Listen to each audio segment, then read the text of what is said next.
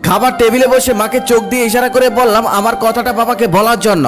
মা ভয়ে ভয়ে বাবাকে বলল, তোমার ছেলে নাকি বন্ধুদের সাথে কক্সবাজারে ঘুরতে যাবে, সেখানে কয়েকদিন থাকবে, ওর নাকি 10,000 টাকা লাগবে। বাবা আমার দিকে তাকিয়ে বলল, কবে যাবে? আমি বললাম 5 দিন পর। বাবা তখন বলল, আচ্ছা ঠিক আছে, আমি 3 দিনের জন্য একটা কাজে বাইরে যাব, এই 3 দিন তুই একটু দোকানে বস, আমি ফিরে এসে তোকে টাকা দেই। আমি খুশি হয়ে বললাম, আচ্ছা ঠিক আছে, কোনো সমস্যা নেই, এই 3 দিন আমি দোকানে বসবো, তুমি তোমার কাজ সেরে আসো। পরের দিন আমি সকালে দোকানে চলে গেলাম। আমাদের ছোট্ট একটি দোকান আছে, কাপড়ের দোকান, সেখানে 2 জন কর্মচারীও আছে। আগে অনেকবার দোকানে গিয়েছি, তবে কখনোই দোকানে বসা হয়নি। দোকানে আমার এই প্রথম বসা। দোকানে আমার কাজ হলো কোন মাল কত টাকা দিয়ে কেনা আর কত টাকা বিক্রি করা সেটা লিখে রাখা, আর কাস্টমার আসলে কাপড় দেখানো। তারপর সেই কর্মচারীরা আমাকে কাজকর্ম বুঝিয়ে দিচ্ছিল। ঠিক সেই সময় সকাল সকাল একজন কাস্টমার আসলো। সে এসে 20-25টা শার্ট দেখলো, তবে একটাও তার পছন্দ হলো না। অবশেষে সে চলে গেল। আমি বিরক্ত হয়ে কাপড়গুলো গোছাচ্ছিলাম, তখন একজন কর্মচারী এসে বলল, ভাইয়া বিরক্ত হলে চলবে না, সবসময় হাসি মুখে থাকতে হবে। কিছু কিছু কাস্টমার এসে দোকানের সমস্ত কাপড় দেখে ফেলবে, তবে একটাও নিবে না, কিচ্ছু করার নেই, তারপরেও হাসি মুখে থাকতে হবে। তার কিছুক্ষণ পর আরেকটা ছেলে আসলো।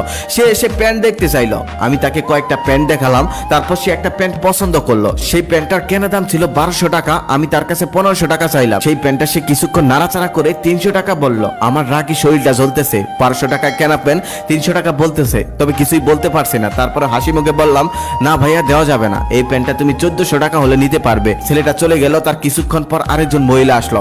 এসে সমস্ত দোকান উলটপালট করে ফেললো। তারপর 2টা কাপড় পছন্দ করলো। পছন্দ করার পর বলতেছে, আমার হাজবেন্ড 3 দিন পর স্যালারি পাবে, 3 দিন পর এসে আমি এই কাপড় দুটি নিয়ে যাব, রেখে দেন। রাগে আমার শরীর জ্বলতেছে, কিন্তু আমি কিছুই বলতে পারতেছি না। তারপর তাকে হাসি মুখে বললাম, ঠিক আছে আন্টি, আঙ্কেল যখন টাকা পায় তখন এসে কাপড়টা নিয়ে যান, সাথে আঙ্কেলকেও নিয়ে আসবেন। তার কিছুক্ষণ পর একটা ছেলে আর একটা মেয়ে আসলো। দেখেই মনে হচ্ছিল তারা গার্লফ্রেন্ড বয়ফ্রেন্ড। এসে অনেক ভাব দেখাচ্ছিল। এক কর্মচারীকে বলল, তোদের দোকানের সব থেকে ভালো কাপড় চোপড় গুলো আমাকে দেখা। তারপর সে অনেকগুলো কাপড় চোপড় দেখালো।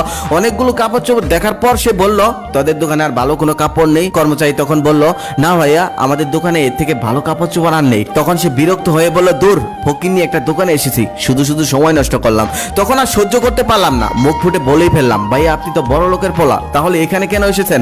আপনি তো যাবেন যমুনা ফিউচার পার্ক কিংবা বসুন্ধরা সিটিতে, এখানে এসে কেন সময় নষ্ট করছিলেন? তখন আমাদের দুজনের মধ্যে কথা কাটাকাটি হচ্ছিল। ঠিক সেই সময় আমাদের এক কর্মচারী তার কাছে মাপ চেয়ে বলল, ভাইয়া প্লিজ আপনি চলে যান। তারপর ছেলেটা চলে গেল। তারপর কর্মচারী আমাকে এসে বলল, ভাইয়া এমনটা করা যাবে না, আমরা দোকানদার, আপনি তো প্রথম এসেছেন তাই জানেন না, প্রতিদিন কত রকমের কাস্টমার আসে, কত মানুষ কত কথা বলে, সেগুলো আমাদের সহ্য করতে হয়, হজম করে নিতে হয়, শুনেও না শোনার ভান করতে হয়, কিছু করার নেই, আমরা দোকানদার। ওই যে কথায় আছে না, খদ্দের লক্ষ্মী দোকানদার পেঁচা। তারপর সারাদিন দোকান করে আমি একটা হিসাব করে দেখলাম, সমস্ত খরচ বাদ দিয়ে আমি মাত্র ইনকাম করেছি মাত্র 800 টাকা। এভাবেই 3 দিন দোকান করলাম। 3 দিন দোকান করার পর হিসাব করে দেখলাম 3 দিনের সমস্ত খরচ বাদ দিয়ে আমি মাত্র ইনকাম করেছি 5000 টাকারও কম। আবার এই 3 দিনে আমি যে কষ্টটা করেছি, আমার জীবনে আমি এত কষ্ট করিনি, এত মানুষের কথা শুনিনি, কখনোই এত মানুষ আমাকে অবহেলা করতে পারেনি। তারপর সে রাতে আমি ঘরে শুয়ে শুয়ে মোবাইল টিপছিলাম। ঠিক সেই সময় বাবা আমার পাশে এসে বলল, এই নিয়ে তোর 10,000 টাকা। আমি তখন বাবাকে বললাম, বাবা কিসের টাকা? তখন বাবা আমাকে বলল, কেন,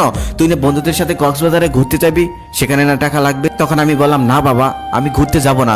যে আমি 3 দিনে 5000 টাকাও ইনকাম করতে পারলাম না, সেই আমি কক্সবাজারে গিয়ে 2 দিনে 10,000 টাকা ভাঙার ক্ষমতা রাখি না। আমাদের মতো মধ্যবিত্ত ফ্যামিলিদের এসব মানায় না। তখন বাবা বলতেছে, তোর তো পণ্ডিতি করতে হবে না, বন্ধুরা যাচ্ছে তুইও যা, সমুদ্রের বিশালতা দেখলে নিজের মনটাও বিশাল হয়ে যায়। তখন আমি বাবাকে বললাম, বাবা বিশালতা দেখার জন্য সমুদ্রের পাড়ে যেতে হয় না, বাবার চোখের দিকে তাকালেই হয়। তারপর আমি কক্সবাজার যাওয়াটা ক্যান্সেল করে দিলাম। রাতে খাবার টেবিলে বসে বাবাকে বলছিলাম, বাবা দোকানে 2 জন কর্মচারী রাখার কোনো দরকার নেই, কাল থেকে আমি দোকানে বসবো, একজন হলেই হবে। তার একটু পর বাবা মাকে বলতেছে, আজকে তরকারিতে এত ঝাল দিয়েছো কেন?